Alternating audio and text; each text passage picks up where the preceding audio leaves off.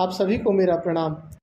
मैं नित्य शरण सिंह आज पुनः लेकर आया हूँ आध्यात्म से विज्ञान तक के सफ़र की इस अगली कड़ी में हमारी भगवद गीता का सामान्य जीवन में महत्व।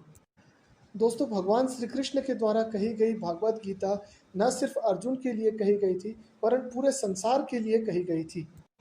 भागवत गीता सिर्फ सनातनी हिंदू धर्म के लोगों की एक आस्था से जुड़ी हुई किताब ही नहीं, बल्कि पूरी जीवन शैली को जीवन जीने के तरीके का एक मैनुअल है।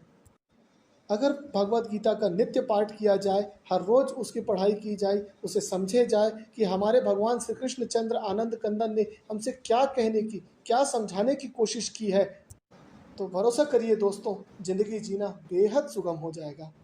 तो चलिए दोस्तों, आज के इस कड़ी की हम शुरुआत करते हैं भागवत गीता के पहले अध्याय के पहले ही 6 श्लोकों से, जिसमें ये हमें समझ आ जाएगा कि कभी भी किसी भी तरह की प्लानिंग करने पर, कोई भी युद्ध लड़ने पर, युद्ध का शब्द मैं यहाँ पर इसलिए कह रहा हूँ दोस्तों, क्योंकि ये जो हमारा जीवन शैली है वर्तमान समय में, वो भी एक किसी युद्ध से कम नहीं है। आज की जो लिविंग स्टाइल है वो किसी चैलेंज से कम नहीं होती है। और किसी भी युद्ध को जीतने के लिए हमें पहले तो पुख्ता प्लानिंग करनी चाहिए, और दूसरा चीज़ ये है कि अपने ओपोनेंट को, अपने विरोधी को, अपने साथ रहने वाले पर अब हमारे विरुद्ध षड्यंत्र करने वाले लोगों को कभी भी कम नहीं आंका जाना चाहिए। जब तक आप एक पुख्ता प्लानिंग करने के बाद युद्ध के मैदान में, रण क्षेत्र में नहीं उतरेंगे, तो आपको कभी भी युद्ध में विजय की प्राप्ति नहीं हो सकती है। भगवत गीता के पहले अध्याय के पहले ही 6 श्लोक में इस चीज़ का पता चल जाएगा कि दुर्योधन ने कहाँ पर गलती कर दी, कहाँ पर पांडव सेना को उन्होंने कम आंकने की गलती की, जिसका खामियाजा उन्हें महाभारत युद्ध की हार से भुगतना पड़ा। प्रथम श्लोक। धर्मक्षेत्रे कुरुक्षेत्रे समवेता युयुत्सवः मामकाः पांडवाश्चैव किम कुर्वत संजय। हस्तिनापुर नरेश राजा धृतराष्ट्र ने अपने राजसारथी संजय से पूछा कि हे संजय, धर्मभूमि कुरुक्षेत्र में इकट्ठा हुए युद्ध की इच्छा वाले मेरे और पांडु पुत्रों ने क्या क्या किया। इस पर राजसारथी संजय ने जवाब दिया कि हे राजन, उस समय युवराज दुर्योधन ने व्यूह रचना युक्त पांडवों की सेना को देखकर और द्रोणाचार्य के पास जाकर यह वचन कहा कि हे आचार्य, आपके बुद्धिमान शिष्य द्रुपद पुत्र धृष्टद्युम्न द्वारा व्यूहाकार खड़ी की हुई पांडु पुत्रों की इस बड़ी भारी सेना को देखिए। इस सेना में बड़े बड़े धनुषों वाले युद्ध में भीम और अर्जुन के समान बहुत से शूरवीर हैं, जैसे कि सात्यकी, विराट तथा महारथी राजा द्रुपद और दृष्टकेतु, चेकितानी तथा बलवान काशीराज, पुरोजित, कुंती भोज और मनुष्यों में श्रेष्ठ शौर्य और पराक्रमी युधामन्यु तथा बलवानों में बलवान उत्तमौजा, सुभद्रा पुत्र अभिमन्यु और द्रौपदी के वे 5 पुत्र, यह सब के सब ही महारथी हैं। जैसा कि आप सभी ने अभी ध्यान से सुना कि दुर्योधन ने सामने वाली सेना यानी कि पांडव सेना की व्यूह रचना और उनके प्रमुख योद्धाओं के नाम द्रोणाचार्य को गिनाए। कौरव सेना के खिलाफ युद्ध करने वाले सभी शूरवीरों के नाम दुर्योधन ने बहुत ही ध्यान पूर्वक लिया, पर उससे एक सबसे बड़ी गलती हुई। एक सबसे बड़ा योद्धा जो शस्त्र नहीं उठा रहा था, पर उनसे ज्यादा रणनीतिकार, उनसे ज्यादा ज्ञानवान, उनसे ज्यादा धीर वीर पुरुष उस समय कुरुक्षेत्र की भूमि पर और कोई दूजा न था।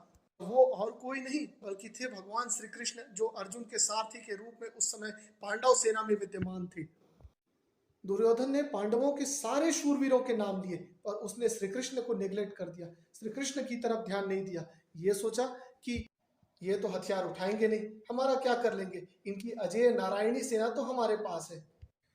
भगवान श्री कृष्ण जैसे बुद्धिजीवी को उन्होंने उस समय में युद्ध के मैदान में नेग्लेक्ट करते हुए सिर्फ हथियार चलाने वाले शूरवीरों के जो नाम गिनाए, वही उससे सबसे बड़ी गलती हुई। क्योंकि आप सभी जानते हैं, महाभारत युद्ध में दुर्योधन और कौरवों के सारे प्रधान सेनापतियों को न किसी अर्जुन के बाणों ने, न ही किसी भीम की गदा ने परास्त किया, वरन भगवान श्री कृष्ण की बुद्धि ने परास्त किया था।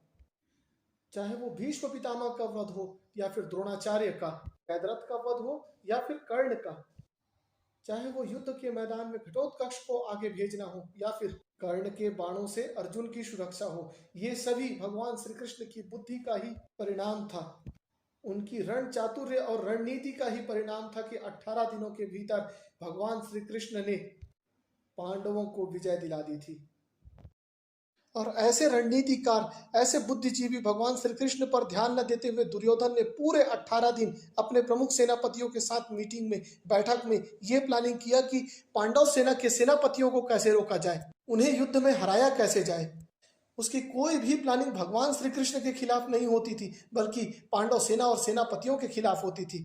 दोस्तों, आज हमारा आधुनिक समय भी बिल्कुल ऐसा ही है। हम सभी प्लानिंग करते हैं अपने पद की, पावर की, प्रतिष्ठा की, मान सम्मान की, पैसे की, परिवार की।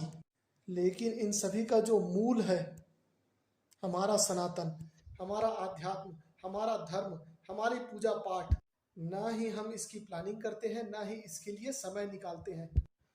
पांडवों ने अपना पूरा युद्ध भगवान श्री कृष्ण की शरण में आकर लड़ा। उन्हीं की रणनीति का फलस्वरूप उन्हें युद्ध में सफलता हासिल हुई। मुझे तो यहाँ इन पहले छह श्लोकों में यही समझ आया दोस्तों, कि सबसे पहले हमें अपने आध्यात्म, अपने आराध्य, अपने भगवान का चरण कभी नहीं छोड़ना चाहिए।